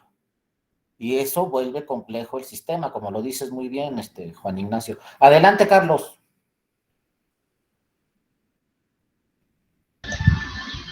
Doctor, gracias. Espero me escuchen. Sí, claro, Carlos, te escuchamos. En cuanto al ejemplo que nos das de renunciar a una nacionalidad, en el caso que nos expones el propio de renunciar a la nacionalidad panameña, hay que hacer notar, me imagino que esto pasó antes de 1998, doctor, porque sí. A partir de ese año entró en vigor la ley de doble nacionalidad en nuestro país. Entonces, todos los mexicanos podemos asumir más de una nacionalidad, 2 nacionalidades, en función de las variables, si somos hijo de padre o madre de un nacional de otro país. Este ejemplo que tú nos das, pues también yo lo tengo cercano. En el caso de mi mamá le pasó lo mismo hace muchos, antes de que estuviera esta ley vigente, tuvo que renunciar a su nacionalidad inglesa para que le pudieran dar su título de la Universidad Nacional como mexicana. Sin embargo, al entrar en vigor, años posteriores a ese hecho de la titulación universitaria en la UNAM, al entrar en vigor la ley de doble nacionalidad, entonces mi mamá ya pudo retomar la otra nacionalidad, además de la nacionalidad mexicana. ¿Es cuánto, doctor? Sí, muchas gracias. Es otro ejemplo importante, Carlos, el tuyo también. Y fíjense, yo no tengo las pruebas y soy abogado, pero dicen también, lo vamos a ver posteriormente, que se reformó la Constitución. Acuérdense que antes para ser presidente o presidenta de la República se exigía ser hijo de padre y madre mexicana. Y de repente se reformó la Constitución, no me digan por qué, pero yo pienso que sí sé por qué, pero no les voy a decir. Y en el 2000 Fox fue presidente de padre y madre españoles. Entonces cambió ahí. Pero yo estoy de acuerdo con esa reforma independientemente de que Fox haya sido presidente, porque bueno, una cosa es que mi padre o mi madre sea de otro lugar, pero si yo nací en México, toda mi vida he vivido en México, pues yo creo que tengo derecho a los derechos políticos que tienen todas las mexicanas y todos los mexicanos, como dice Carlos, a esa doble nacionalidad. También tengo derecho al no renunciar a ningún cargo, a ninguna nacionalidad, pero tengo que tener mis derechos políticos, aunque mis papás o mis abuelos sean de donde sean, ¿no? Sí, adelante, Juan Ignacio. Pero es que yo creo que aquí lo que se tiene que hacer es ver hacia dónde va la identidad cultural de la persona con la doble nacionalidad, ¿no? En ese sentido, para poderlos ejercer, porque estamos de acuerdo que no se pueden ejercer los dos al mismo tiempo. O se ejercen los derechos asociados a la nacionalidad mexicana o se ejercen los derechos asociados a la otra nacionalidad. Aunque también creo que esto ha cambiado en México a partir de la reforma del 98, me parece, cuando se reformó un poco sobre la doble nacionalidad, porque antes no se permitía. Antes o se era mexicano o no se era mexicano. Hoy ya se permite la doble nacionalidad. Pero, por ejemplo, para el caso español, ellos dicen que los que reclaman como españoles por derecho de sangre, si no lo tramites a partir de hasta los 18 años, después pierdes tu derecho a solicitar la nacionalidad. También me parece que eso no tendría sentido porque va en contra de los derechos humanos, ¿no? Uno la podría solicitar a partir de cualquier momento en el que lo considere uno pertinente, pero sí sucede. Y yo incluso, en mi caso muy particular, yo no adquirí la nacionalidad española, yo me quedé siempre con la nacionalidad mexicana, pero precisamente también porque se veían estos conflictos de tener doble nacionalidad por nacimiento, ya no hablemos de naturalización, sino por nacimiento cuando te reclaman dos países. Entonces, sí, es así. Exactamente, Juan Ignacio, exactamente. Sí, adelante, Antonio. Buenas tardes. Gracias, doctor. Buenas tardes a todas y a todos. Doctor, a mí me surge un problema y me está causando mucho ruido porque, al menos aquí en el país, en México, en 1999, me parece, fue ratificado el convenio sobre nacionalidad, convenio que fue adoptado en Montevideo, Paraguay. Y esto lo recuerdo por mis clases de Derecho Internacional Público. Entonces, dentro de la ratificación de ese convenio, se señalan sus artículos sobre que no hay impedimentos para que una persona pueda adoptar o conseguir otra nacionalidad independientemente de la natural. Y entonces también me causa a mí un poquito de ruido, y esto también es un caso de un primo que es mexicano estadounidense, porque él vota aquí y vota también en Estados Unidos, porque él nació allá, pero después ya se regresó a vivir aquí, hizo sus trámites y sigue conservando, gracias a este convenio, también la doble nacionalidad. Entonces ejerce derechos políticos tanto en México como en Estados Unidos. Es lo que a mí también dentro ahorita de la plática de los compañeros, es lo que me está causando ruido. Pero sí, aquí en México sí es posible hasta tener, me parece que hasta 3 nacionalidades. Exactamente, Antonio. Entonces el tema es dónde voy a ejercer mis derechos políticos, porque como dice también muy bien Juan Ignacio, pues no los puedo ejercer al mismo tiempo en las dos partes. Por eso, de alguna forma, aquí, si yo quiero ser candidato, de alguna forma, la legislación mexicana nos exige un cierto tiempo de residencia. A ver, si quieres ser candidato a presidente municipal, pues demuéstrame que tienes viviendo en México tanto tiempo, independientemente que tengas doble nacionalidad o no. Y son los casos que van a platicar el lunes. Hay muchos casos en el tribunal donde llegan personas y nos dicen, soy mexicano, tengo residencia en México, pero cuando llega el asunto al tribunal, en las pruebas se advierte que vive en Estados Unidos.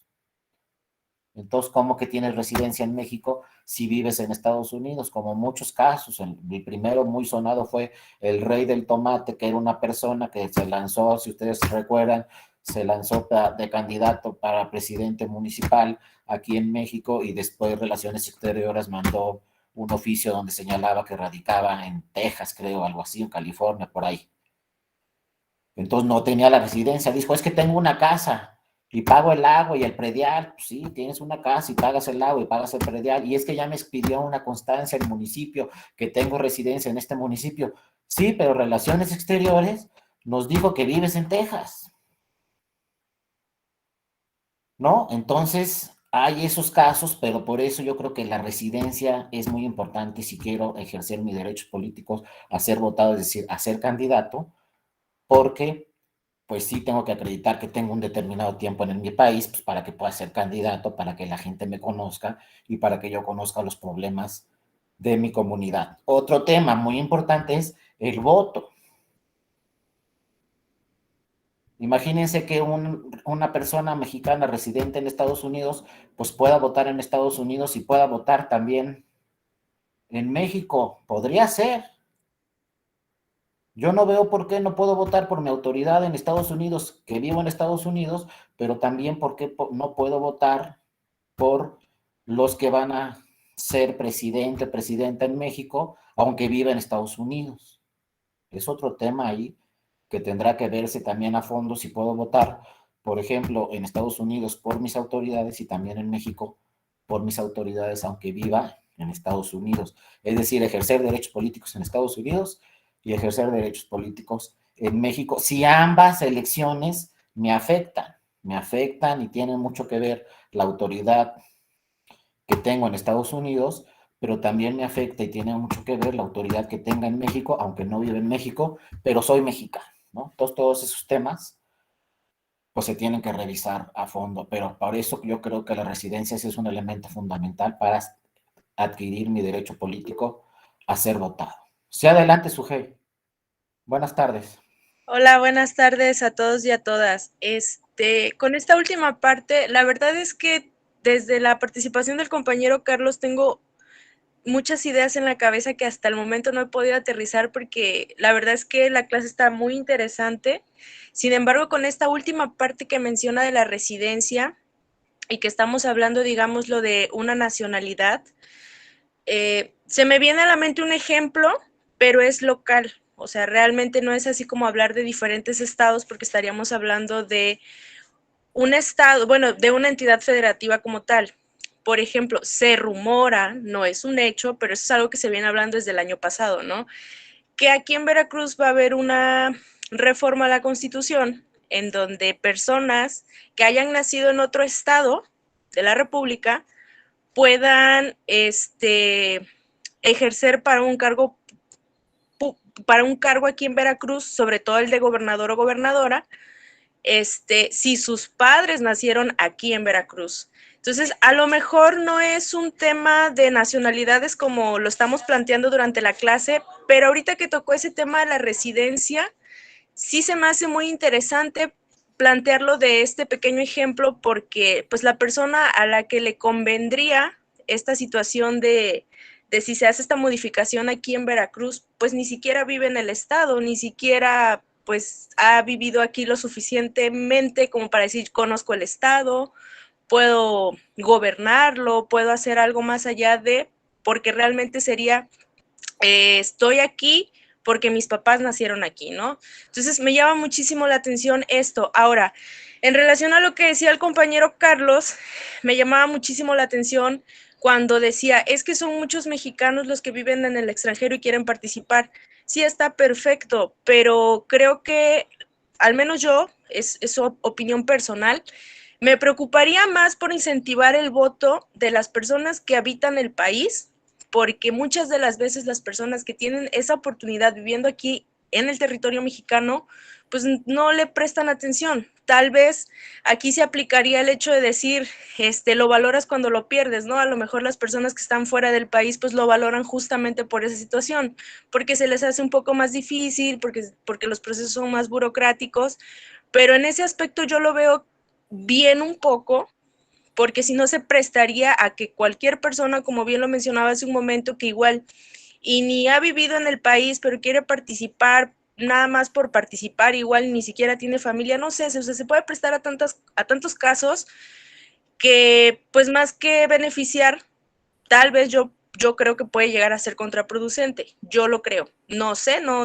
estoy diciendo que mi opinión sea totalmente válida, pero sí me llamaba mucho la atención. Desde mi punto de vista, a mí me parecería muchísimo mejor incentivar el voto de las personas que vivimos en territorio mexicano, porque todavía hasta la fecha continuamos todavía con un bajo índice de participación ciudadana aquí y lo vamos a poder notar justamente ahorita que viene la revocación de mandato, que se requiere de un tanto por ciento de la lista nominal federal, o sea, completa, y pues estoy casi segura que lamentable o afortunadamente, ahí sí ya es cuestión de cada quien, pero no sé, yo creo que no se va a alcanzar el porcentaje requerido para que sea algo completamente válido. Como lo mencionaba, pues la verdad es que está muy interesante, a lo mejor ahorita no me puedo explicar bien porque son tantas ideas las que tengo, pero pues esta sería mi participación hasta el momento, gracias. Sí, muchas gracias, Sujei, a ti, y sí te entiendo. Mira, yo tengo desde 1990 que nació el IFE, pensando y pensando y pensando, ¿por qué tenemos 90 a 2022? ¿Cuánto es? 32 años. ¿Por qué tenemos 32 años y seguimos votando solamente la mitad en todas las elecciones? El promedio de votación en las elecciones federales y en las locales es del 50%. Afortunadamente vino la pandemia y seguimos con ese 50%, no bajó. Pero yo digo, bueno, ¿y el otro 50% a qué se dedica? A todo menos a votar. Pero ¿saben qué es lo más que me llama más la atención? Que el otro 50% sí tiene la credencial en su bolsa o en su cartera, ahí la tienen, o sea, el trámite sí lo hicieron. Su credencial está vigente, pero no me cabe duda que su credencial lo utilizan como identificación y no para votar. O sea, ¿por qué el otro 50 no vota? Y digo, es cultural. Pues ya pasaron 32 años y seguimos con el mismo tema. Ahí la tienen y es gratuita.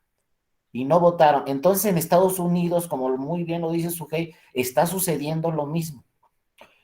Pero yo creo que la solución es promocionar el voto o promover el voto tanto aquí como en Estados Unidos, en los dos lugares o en todas las partes que sea necesario, habrá que promover el voto. Y por otro lado, en el asunto de Veracruz, que dices de que si son padres veracruzanos o no, pues ya tuvimos, algunos ya me lo han escuchado este tema, ya tuvimos en Oaxaca un ejemplo muy claro, donde el actual gobernador de Oaxaca, que es Alejandro Murat, nació en la Ciudad de México, trabajaba en el Estado de México y de repente se le ocurrió registrarse para candidato a gobernador en Oaxaca y se registró.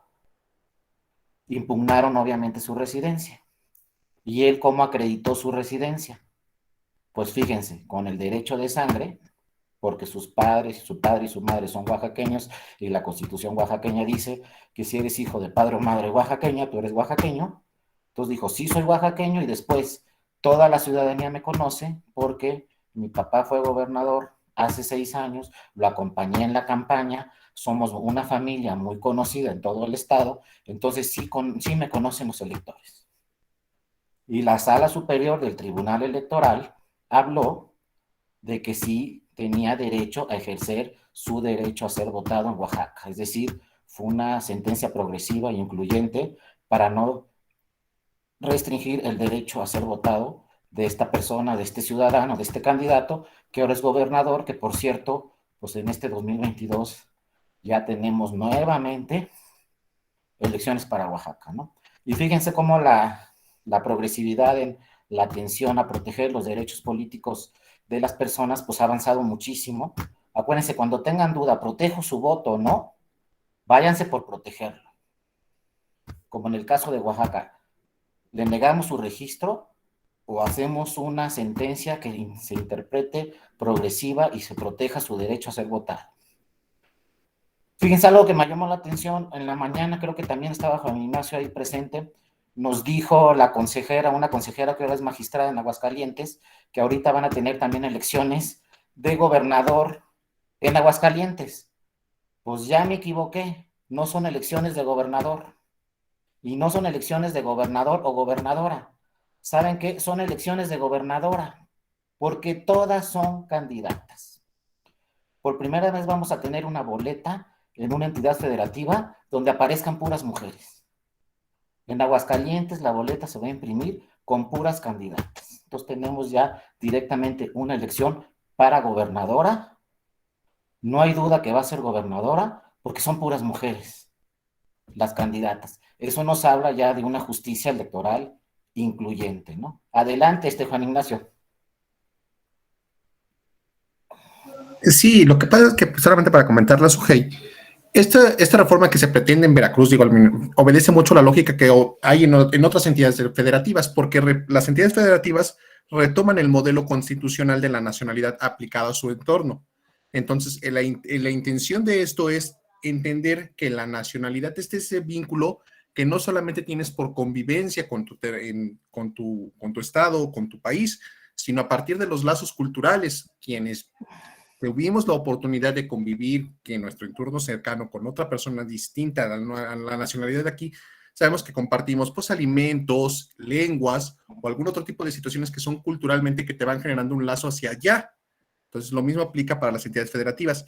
Y yo sí creo que el hecho que no podemos distinguir también de decir solamente tenemos que preocuparnos por los mexicanos que viven aquí para que voten y no por la diáspora, porque la obligación del Estado mexicano es tutelar los derechos humanos de sus nacionales, estén donde estén en México o estén en el extranjero.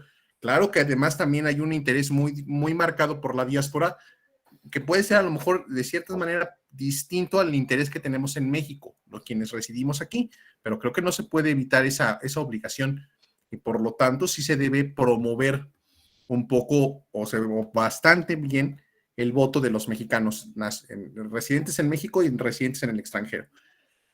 También creo que tendríamos que ver la manera de estimular el ir a votar, ¿no? Porque efectivamente nosotros contamos con una participación entre el 50 y tantos y 60%, aunque no creo que sí deberíamos transitar un modelo más de confianza para poder ir a votar todos y todas quienes tengamos una credencial de elector, ¿no? Pero bueno, que en la maestría yo veía y analizábamos un fenómeno, todo el mundo va, ¿no? Pero quienes son jóvenes, generalmente van por su credencial, pues para que los dejaran entrar al antro, no tanto para ejercer sus derechos político-electorales. Entonces la mayoría acude y todos hacemos ese trámite porque lo necesitamos para otros trámites, no tanto para ir a votar, pero sí creo que tendremos que buscar esos mecanismos.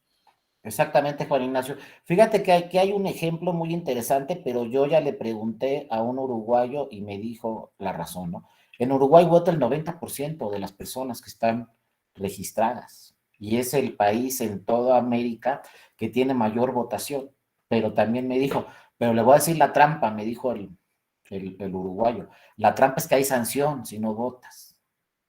Por ejemplo, a lo mejor no te dan la licencia para manejar, o no te dan pasaporte, o no te expiden tu título profesional, pero aquí en México todo eso estaría vulnerando derechos humanos, que no me den mi pasaporte, que no me den mi licencia, lo que sea, estaría vulnerando otros derechos humanos. Entonces, no se trata de, para potencializar un derecho humano, vulnerar otros derechos humanos. Eso no creo que sea la solución, ningún tipo de sanción, pero pues tenemos que revisar el sistema, porque seguimos votando 50%.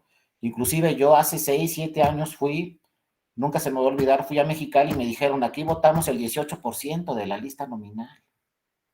¿Y qué pasó con el 82%?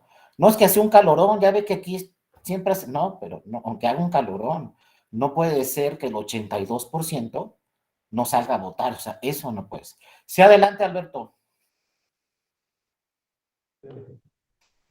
¿Me escuchas?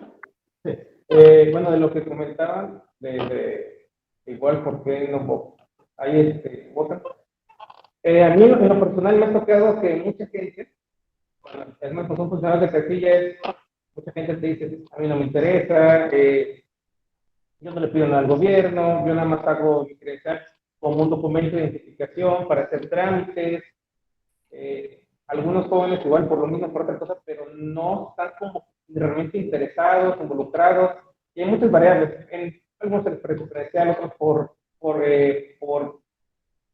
religión, etcétera. Y ahí realmente tendría que involucrarse todo el Estado, pues para estimular a los ciudadanos a realmente ejercer su voto. De personas en el extranjero, pues hay gente que igual pues que va, pero hay gente que sí se quiere involucrar realmente en emitir su voto del extranjero, que tienen que hacer ciertos trámites burocráticos, pues bueno, tienen que hacer. Muchas veces también como que quieren hacer el mínimo posible, o sea, porque se la den fácilmente. Digo, o sea, si tú vas a hacer un trámite bancario, igual tienes que hacer, registrar, activar, igual se podría hacer en el futuro con una aplicación. Por ejemplo, a mí la persona siempre he dicho, un voto por una aplicación como hoy se puede ocupar aplicaciones bancarias, te dan la seguridad, sería bueno, aunque también tendrían que meter en otras cosas, por ejemplo, a poder tener que ocupar un tipo de teléfono, etcétera. Como ahora lo que fue la revocación, por ejemplo, si pedían las firmas, si quiere hacer por únicamente teléfono, ¿qué fue? Que mucha gente no tiene acceso a esto, que tiene que hacer también un papel. Siento que mucho de esto también afecta a que la gente no quiera votar. Por ejemplo, si fuera, a mí lo personal siempre he dicho, si fuera por un medio electrónico como el celular, mucha gente votaría, no tendría que irme a la casilla, porque a veces la gente trabaja y se está 5 minutos, saca su credencial, internet, toman una foto y ya emitió su voto, pero imagino que tendrían que hacerse reglas previas antes, como por ejemplo, si quiero registrarse electrónicamente, tendrán que entrar una solicitud para que no aparezca el lista nominal, se haga una doble votación, etc. Eso es lo que yo podría ver, o lo que pienso que por alguna gente no emite su voto. Y en el agente del extranjero también hubo algo raro. cuando se vio que mucha gente podía emitir voto al extranjero a través del código postal, de repente se empezó a atacar mucho eso, o sea, de la misma sociedad, empezaron a hacer comentarios tan fáciles como dicen, pero es que cómo va a votar la gente en el extranjero, es como si yo viviera en mi casa y me saliera de mi casa y después quiera dar opiniones y yo ya no vivo ahí. Y yo decía, pero no sé por qué la gente se comporta así, o porque pues, el gobierno tiene que apoyar, porque cuando envían los extranjeros, envían dinero para acá, pues sí los queremos mucho y todo. Y cuando quieren emitir y participar, como quieren ser los mexicanos en las votaciones, pero ¿por qué fueron de repente, salieron muchos comentarios por redes, los veía? Entonces,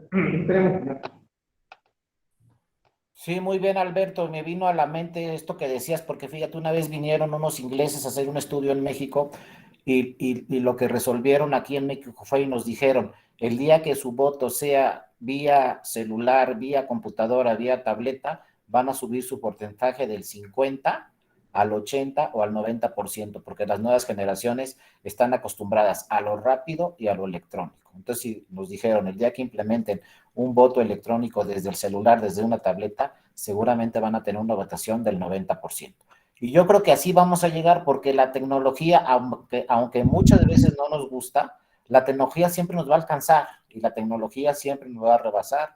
Decíamos que no queríamos tener nuestras cuentas vía electrónica porque nos iban a quitar nuestro dinero, nos iban a hackear, no sé qué. Pues ya todos tenemos cuentas electrónicas, ya todos vamos al cajero y no hay ningún problema. También decíamos, no, yo nunca voy a tener un coche eléctrico o híbrido, van a ver que en 10 años todos vamos a tener un coche eléctrico híbrido, ahorita están bien caros, pero van a tener que bajar de precio y todos vamos a andar en un coche. Entonces lo mismo va a pasar con el voto.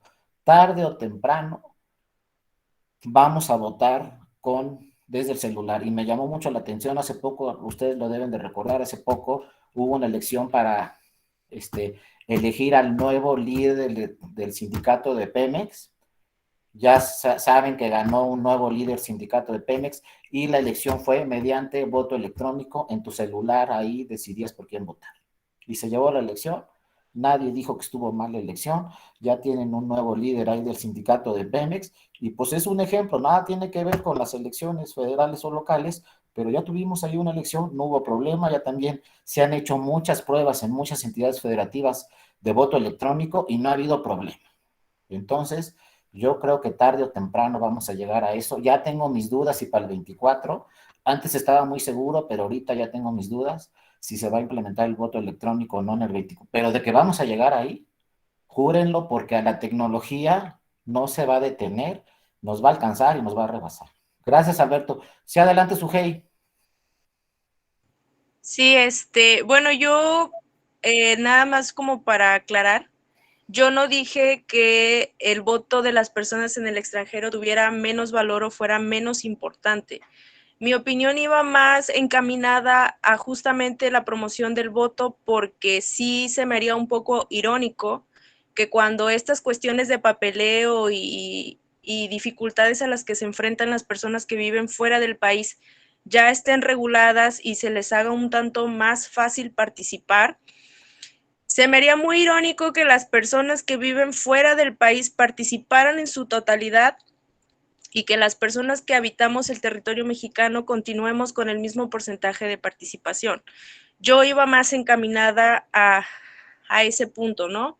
Y bueno, retomando también un poco de lo que comentaba hace un rato el compañero Carlos, que decía, es que la reforma se hizo desde 2014. Bueno, sí, no es justificación, pero en nuestro sistema mexicano en general, en varias ramas del derecho, hemos visto que pues las reformas tardan un tanto en regularizarse, ¿no? Lo hemos visto con el sistema penal, en algunas cuestiones ahorita lo estamos viendo con el laboral.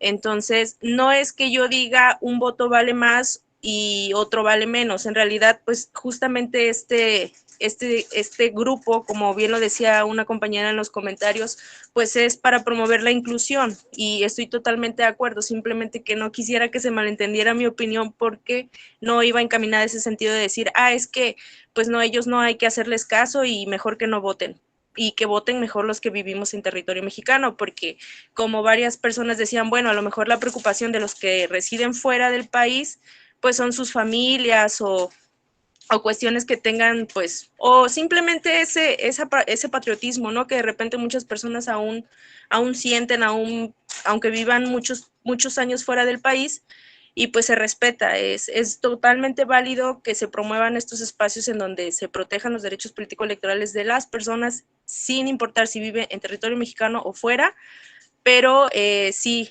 me interesó mucho hacer la aclaración porque pues no iba en el sentido mi opinión, por eso también comencé diciendo que mis ideas igual estaban un poco revueltas, porque para mí este tema en particular es totalmente nuevo y pues no quisiera que se dieran así como de que, ay, o sea, porque no iba encaminado en ese sentido. Gracias. Sí, muy bien, muchas gracias por tu aclaración, Sujei. Adelante, Jorge, buenas tardes. Buenas tardes, maestro, a todos y a todos, les mando un fuerte saludo. Mire, el 8 bueno, aquí lo tengo anotado, el 8 de diciembre del 2021 hubo votaciones para senador de Nayarit. Entonces, hubo votos en el extranjero. Fue un total de 261 votantes que hubieron en el extranjero, tanto voto electrónico, voto postal. Claro, y la propaganda es fuerte. Si uno se mete a los portales del INE y a las comisiones, y la propaganda que le dan al voto del extranjero es muy importante. Lo decía hace rato un compañero. Bueno, es que pasa de que no hay muchos votantes porque la mayoría pide su INE nada más para entrar al antro, ¿no? Pero sí hubo una votación y fue una magnífica votación de votos en el extranjero, nada más para senaduría. Para el 2024 yo creo que va a ser mayores votantes para el voto en el extranjero, y claro, con el voto electrónico sería mucho mejor. ¿Es cuánto? Muy interesante ese dato. Oye, ya que ando aquí de chismoso, ¿quién ganó ahí la senaduría, Jorge? Mire, no lo tengo, ahorita en un minuto se lo devuelvo, es que lo tengo todo. No sabes quién ganó, Jorge, tienes que saber qué partido ganó. Ahorita me dices. Ahorita le digo. Oye, pero fíjense que este tema es muy interesante porque todos podemos decir, pues, ¿cómo que senadurías? Y ahorita no hay elecciones de senadurías, pero lo que pasó en ese caso particular que nos dice Jorge es que nada, primero se fue el senador propietario a ejercer creo que un cargo, luego quedó el suplente fue candidato a gobernador, ganó para gobernador y entonces se quedó la senaduría sin propietario y sin suplente, y decidió el INE por primera vez en la historia convocar una elección extraordinaria para cubrir esa vacante en el Senado de la República, porque no había suplente ni propietario. Anteriormente se quedaba ahí la vacante, pero actualmente ahora ya se convocó una elección extraordinaria, que es la que nos platica Jorge, y pues muy interesante el tema que nos dice Jorge, porque es un precedente, como lo dice él muy bien, para el 2024, en donde sí votaron, y ni siquiera era para la presidencia de la República, era simple y sencillamente para una senaduría, y sí votaron los mexicanos radicados en el extranjero. Entonces, es un tema muy importante, Jorge. ¿Sí tienes por ahí el dato, Jorge? Sí, sí, maestro, ganó coalición PT, Verde y Morena. Entonces quedó el mismo, siguió el mismo partido político ahí en la senaduría, porque esto era muy interesante, si iban a seguir el mismo partido o si iba a cambiar el partido. Muchas gracias, Jorge. Adelante, Juan Ignacio. Sí quedó clara la idea de Sujei, nada más que hay que precisar también que para la diáspora, pues el instituto, la autoridad administrativa electoral se enfrenta a otro tipo de problemas para la promoción del voto distintos a los que hace aquí en México, ¿no? Tan solo aquí pues se puede disponer de los tiempos oficiales en las concesionarias de radio y televisión, pero en Estados Unidos, por decir un ejemplo, pues funciona completamente el modelo de comunicación muy distinto aquí. Entonces se enfrenta a ese problema de extraterritorialidad. Entonces, y eso por hablar de lo más cercano, pero si nos fuéramos a los mexicanos residentes en Asia, que también tienen el mismo derecho, pues sería todavía mucho más complejo. Entonces, por eso es que a veces la promoción no está muy claro cómo se hace la promoción para esta diáspora por parte de la autoridad administrativa electoral por los problemas de extraterritorialidad que enfrenta. Exactamente, Juan Ignacio, es un tema muy interesante porque obviamente allá el régimen de radio y televisión es mucho más abierto y no tiene las restricciones que se tiene en México. Entonces también hasta dónde se puede abrir una campaña de radio y televisión en Estados Unidos con unas diferentes reglas que allá sí revisan muy bien el tema de que no se vulnera la libertad de expresión. En México sí hay reglas, hay restricciones constitucionales referentes al tema de radio y televisión, y no se puede decir determinadas cosas en las campañas, como ahorita, como va a haber revocación de mandato, pues ya no se puede hablar de voto, promoción del voto, del partido, etcétera. Ya en las mañaneras le dijeron al presidente, pues tiene que tener mucho cuidado, señor presidente, porque estamos en la época de veda, porque hay revocación de mandato. Entonces habrá que revisar todos esos temas porque estamos en dos legislaciones y ni siquiera similares, completa y verdaderamente diferentes la legislación mexicana frente a la legislación americana. Entonces, hacer campañas en Estados Unidos para que voten en México también implicaría enfrentarnos, como dice muy bien Juan Ignacio, a dos regímenes totalmente diferentes, dos legislaciones totalmente diferentes. Habría que revisar también ese sistema, ¿no?, a fondo. Bueno, rápidamente, ya no, con esto vamos a terminar. Les voy a hablar rápidamente de qué ha pasado con la nacionalidad y la ciudadanía pues, a lo largo de la historia. Primero, en Roma solamente había residentes y no tenían la misma calidad todas las personas en Roma, como lo saben muy bien. Había unos que tenían derecho al voto, había otros que no tenían derecho al voto. En fin, ahí estábamos todavía muy atrasados en de que todos tenemos los mismos derechos y todos tenemos la misma nacionalidad. No tuvimos que llegar a otro tipo, a la Edad Media, pues también estábamos muy mal, no había participación política, había los famosos reyes o soberanos, como ya conocían, no había ciudadanos, todos eran súbditos, no teníamos derechos políticos, las personas comunes de ningún tipo eran, pues era un rey, un monarca, y lo que se decía se cumplía y punto. O sea, muy mal también, ¿no? En la etapa, el Estado moderno, pues ya cambió. Empezó la teoría del contrato social con la Revolución Industrial, con la Revolución Francesa. Acuérdese que el contrato social, en pocas palabras, quiere decir crear una constitución en un Estado, crear reglas para todos, y entonces con el Estado moderno empezó la teoría del contrato social, la teoría de la idea de la igualdad, y empezaron a manejarse, por ejemplo, la Constitución alemana en 1849 ya hablaba de derechos de la ciudadanía. La Revolución Francesa, pues de eso se trataba también, de que tuvieran derechos humanos todas las personas, y en Estados Unidos también se promovió lo mismo, hasta que llegó a México. Y luego empieza la figura muy importante, tampoco no se les olvide, de la soberanía. La soberanía radica en el pueblo. Los soberanos somos todas las mexicanas y todos los mexicanos. No hay presidente soberano, no hay senadores, diputados soberanos, no hay ministros o ministras soberanos. Soberanía quiere decir que nosotros vamos a tomar las decisiones de nuestro país. Los soberanos somos todas las ciudadanas y ciudadanos. Ojo, no los 130 millones de habitantes, sino tenemos que tener la calidad de ciudadanía para ser soberanos, pero nosotros somos los que tomamos las decisiones. Y ahí es donde inicia el sistema de elecciones y el sistema de representación, porque antes en Grecia, pues se juntaban ahí, por ejemplo, en algún lugar y votaban por una persona y esa persona era elegida, ¿no? Pero ¿qué pasa en México? Pues somos 130 millones de habitantes, pues ¿dónde nos vamos a juntar todos y levantar la mano y decir estamos a favor o en contra de este? Entonces ahí es donde nacen las elecciones, porque como no podemos tomar las decisiones de nuestro país, los 130 millones o los 90 millones de ciudadanas y ciudadanos que somos, ¿dónde nos reunimos para tomar decisiones? Y como alegamos en México, olvídense, nunca llegamos a ningún acuerdo. Entonces nace ahí el sistema de elecciones y se dice, pues somos una soberanía, México es un país soberano donde se van a elegir a los que nos representan. Por eso nace la figura de la representación, para que nosotros como ciudadanas y ciudadanos, vamos a elegir a quién nos van a representar.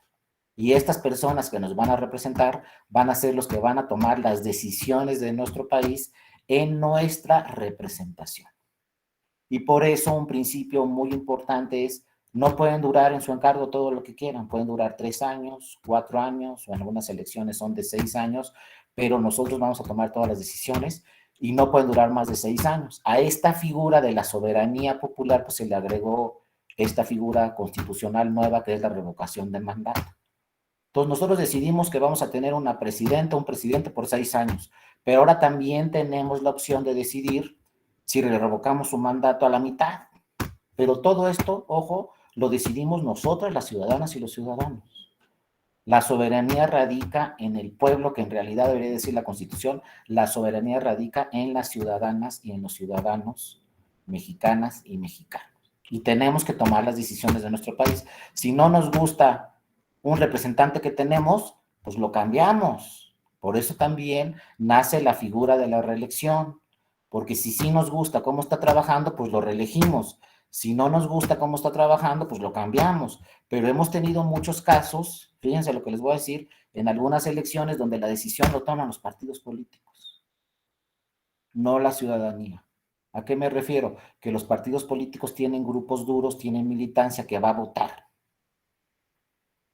Y hay casos, hay elecciones donde solamente sale la militancia a votar y entonces el partido político pues saca sus números y dice, pues si sale toda mi militancia a votar, voy a ganar.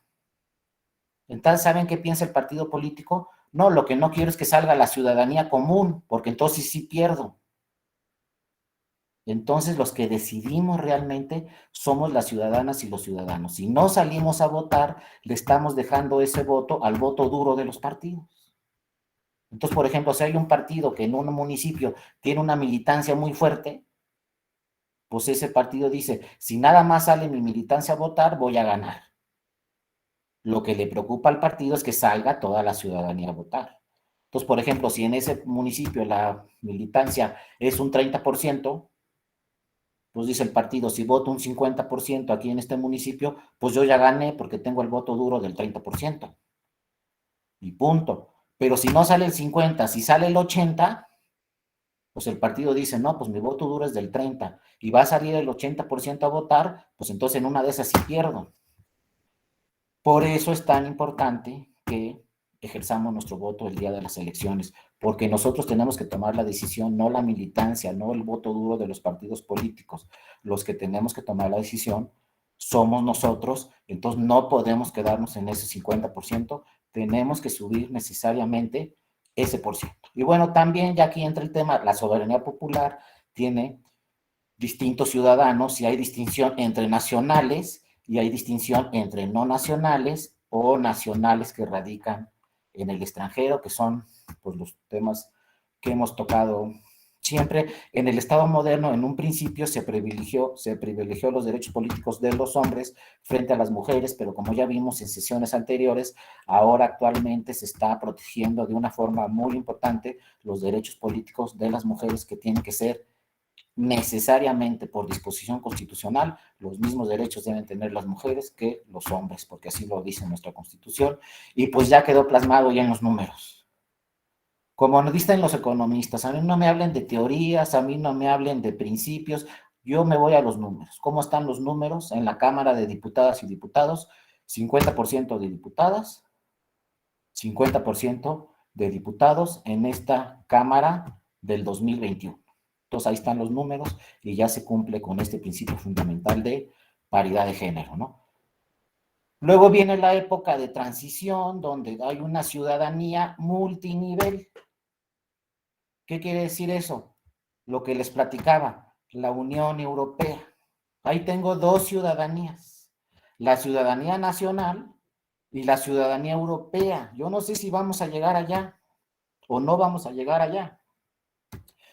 Pero allá soy italiano y al mismo tiempo tengo la ciudadanía europea.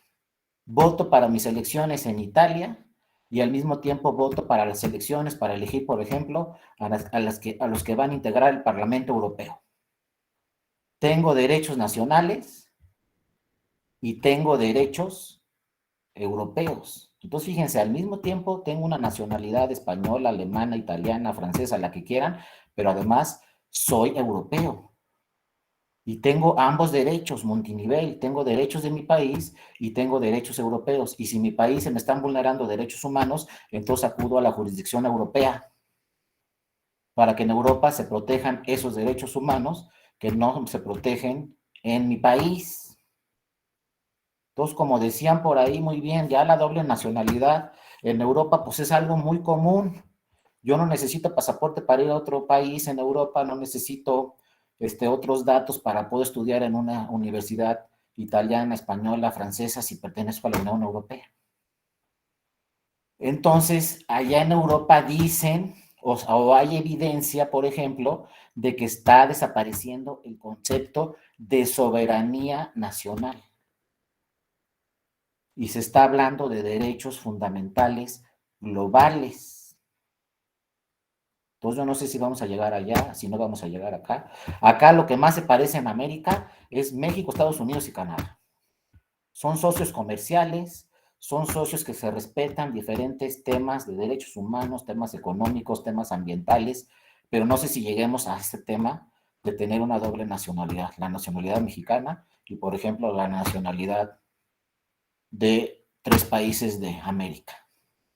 No sé si lleguemos ahí o no, pero sí quiero decirles que, pues, por ejemplo, el Tratado de Libre Comercio es el tratado económico más importante del mundo, porque solamente son 3 países en el mundo y manejan una economía más fuerte que cualquier otro país. Al unirse estos 3 países, pues comercialmente es la economía más fuerte del mundo, sin lugar a dudas. Y nuestra economía, pues, a lo mejor nos gusta, a lo mejor no, pero 80% depende de los convenios comerciales que hacemos con Estados Unidos. El 80% de nuestra economía.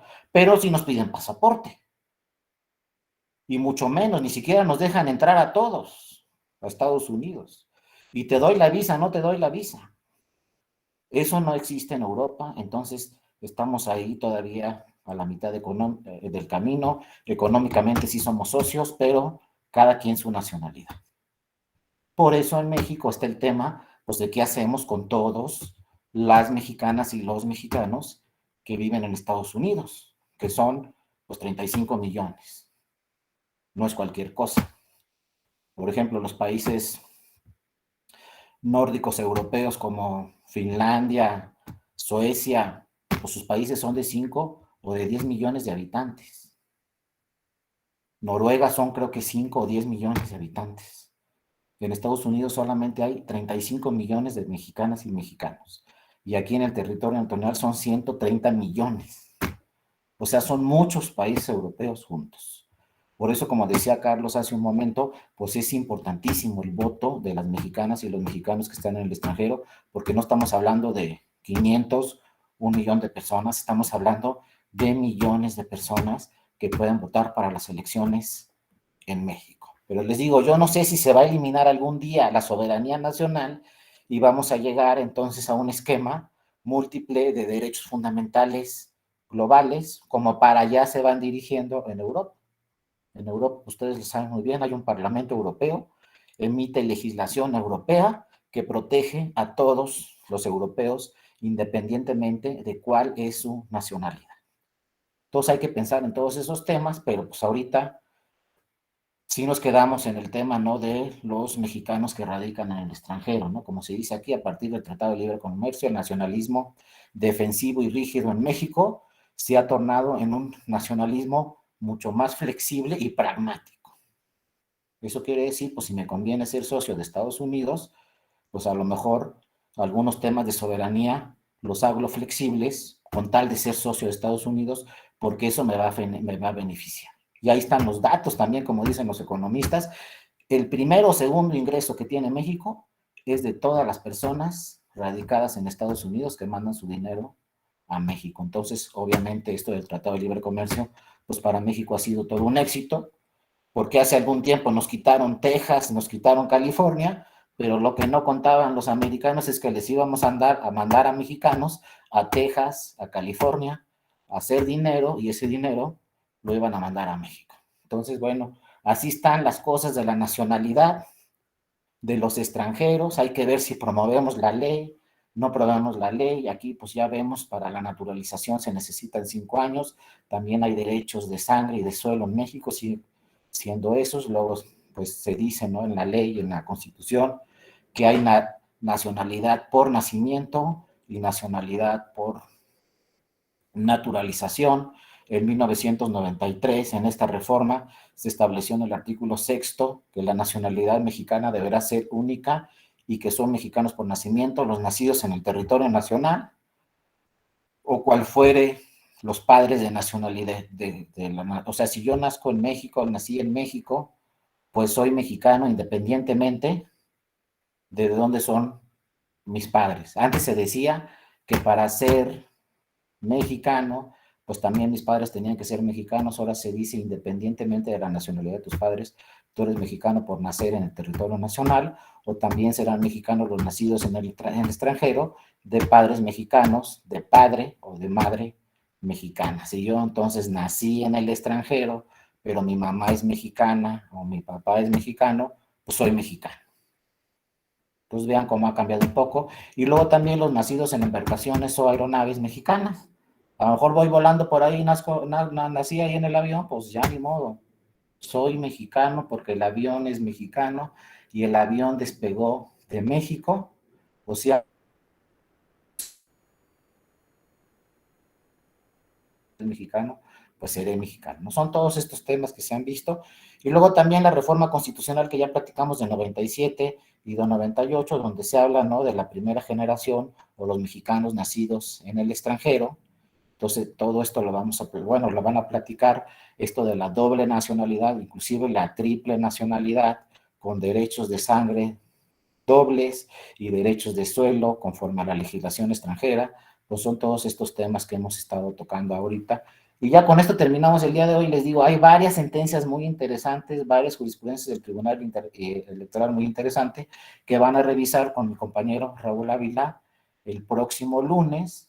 Por lo pronto, no sé si tuvieran alguna otra pregunta, alguna otra duda, alguna otra participación. Si no, pues muchas gracias por su atención a todas y a todos.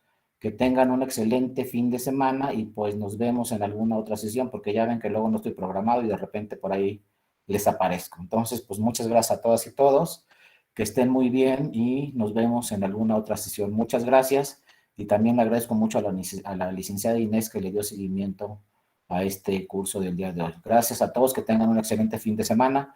Hasta luego. Lo mismo les digo de siempre, si alguien quisiera la presentación, pues escríbanme en mi correo electrónico y con todo gusto les hago llegar la presentación. Hasta luego, que estén muy bien. Cuídense mucho. Hasta luego. Muchas gracias. Gracias. Hasta luego. Bonito fin de semana. Gracias, Víctor. Ana, Sukey, gracias, Marisa. Hasta luego, Laura, Víctor, que estén muy bien. Miriam, Gracias. hasta luego. Sukey. Hasta luego.